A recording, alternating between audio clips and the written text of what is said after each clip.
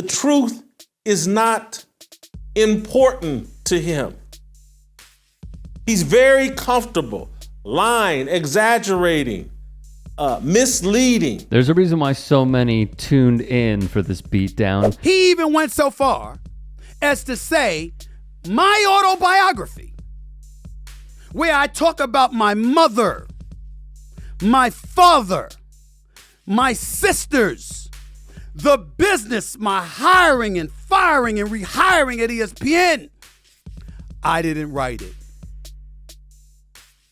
I didn't write my own memoir, which, by the way, is a New York Times bestseller, something he wouldn't know anything about. But he will tell you, I didn't write it. He's seen my writing. Really? It's because whether you love or hate Stephen A. Smith, his ethering of Jason Whitlock was a sight to behold. How does he become the face of sports media at ESPN, the worldwide leader in sports?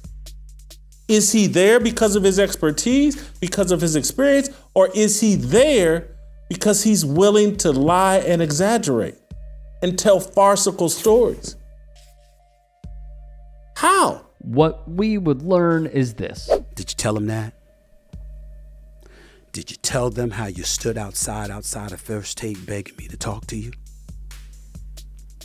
Did you tell them that once this same article in Deadspin came out, weeks later you wrote a lengthy apology to me in an email, begging me to forgive you, pointing out how you were betrayed by this particular writer, so you know how I must feel that you betrayed me? Did you tell the folks that? Did you tell them? You fat piece of Did you tell them that? Jason Whitlock is doing all of this out of spite. This is someone completely comfortable with lies and exaggerations. This is someone that if you listen to these stories, it's like, whoa, there's some major insecurity issues here. There's some major, mental issues perhaps here. And his attacks are all out of bad faith and desperation. I have a contract that I negotiated with ESPN and I signed in 2015. I don't know of anyone who has this in their contracts. I had it in my contract, and I have a copy of it, where it specifically stipulates that I never work with Jason Whitlock. It's in writing. No wonder you didn't see him on First Take. You didn't see him on Undisputed with Skip Bayless either. Skip Bayless wouldn't allow him on there. You didn't see him on Numbers Never Lie either. Jamel Hill and Michael Smith wouldn't allow him on there. And it's not just Stephen A. Smith, it's fellow media folks who see Whitlock for what he is. Yeah, she is the female version of Bomani Jones. She keeps failing upwards. I'm just sorry. I followed her sports writing career the whole night. She's never had a real accomplishment. She's always been given opportunities and promotions based on what she might do once they put her in this position. And she wasn't qualified to be a sports columnist. She was an average one in Orlando, and then there's a black woman writing a column in Orlando. Let's give her a job at ESPN. Average columnist at ESPN. Including Jamil Hill. When he got hired to run the Undefeated, did not want to work with him. When he emailed me and asked me to work with him and sort of said hey, we need to bury whatever is between us, I wished him well and said, no, thank you. Such a trash writer that you recruited her and offered her a job, Jason? I'm talking about unqualified idiots. Jamel Hill, pretending like she has something important to say about the world, other than tweeting, Donald Trump, he's a racist. And pretending like that's a serious conversation. She worked at some newspapers where they pushed her up the ladder because she's a black woman and she was unique and and you could get diversity, equity, inclusion bonuses for being the exec that promoted her. We remember when he was a very good columnist, that he was one of the best writers and best columnists in America.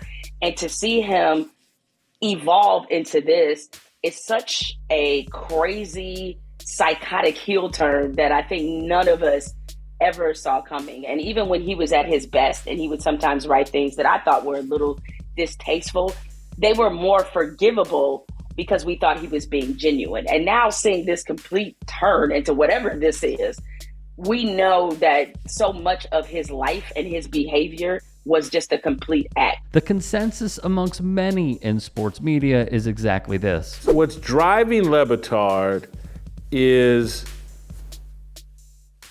he's continuing a shtick that he has developed as that he's the rebel, he's the outspoken person speaking truth to the establishment, and everybody else is a fraud. But it was all BS.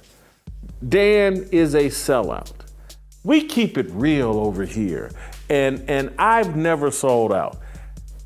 Dan is a sellout. I had to come to a realization about who Dan Le Batard is. He's phony. Speaking of, I used Skipper's telephone number once the entire time I worked there. And it's because Jason Whitlock asked me to vouch for him. What are the odds of that? And whatever it was, 8 or 9 months later, Whitlock called me in tears because it had all fallen apart and Skipper had to fire him very, very quickly. it's so telling. Whitlock couldn't get his way, so he's lying about others who tried to help him. Astonishing. Katie Nolan, Sarah Spain, all of these people with no journalism record. Katie Nolan was a bartender who was flirting with executives to get jobs.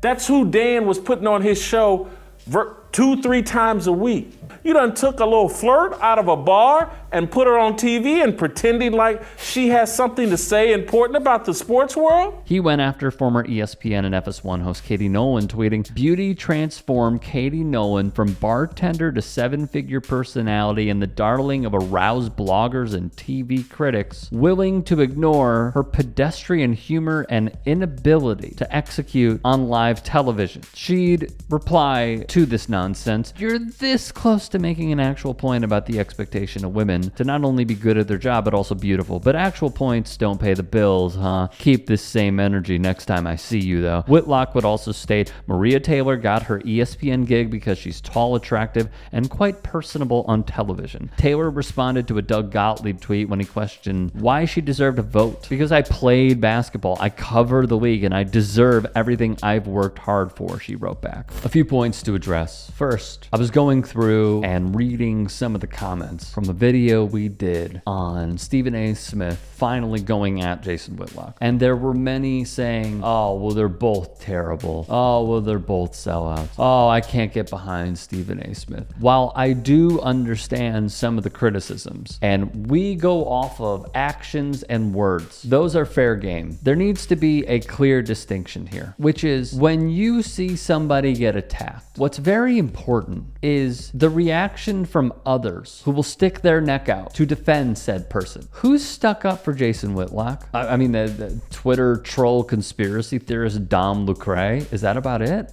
That's all you got? What's also important is the sense of validity from others in the media space, specifically sports media, who have said, yep, this all happened. Yep, he did that. Yep, to see him be a great sports writer and then turn into the person he is today, mainly, in my opinion, because of how he embarrassed himself when he was at ESPN. Mainly because the stories that have been told over and over again, and this could be from a Stephen A. Smith, this could be from other writers that Whitlock worked with, this could be from a Danny Parkins, who works for local radio outlet here, Chicago Sports Radio 670 The Score, who worked with Whitlock. Not worked with, but was in Kansas City on the sports scene while all of this was going down. And he has told stories about this. Jason Whitlock, Parkins told the story once on air, was previously, prior to all the LeBron hate, he was going to make an entire outlet that covers only LeBron James. Clearly something happened. Clearly there was a falling out. Or LeBron just didn't trust him. him. It's not like LeBron doesn't have friends in high places. And they probably knew what Whitlock's character was. And thus you see when LeBron faces racism outside of his LA home, when he is chastised by Laura Ingraham, told to shut up and dribble, not have an opinion, not speak out as a black man in America, Whitlock will come out of the dark and say, yeah, you do need to shut up. He holds a grudge. There are so many people that have gone on the record showing us who Jason Whitlock is. He's doing it, and I triple down on this, he is doing it out of spite. Why? Because he couldn't make it.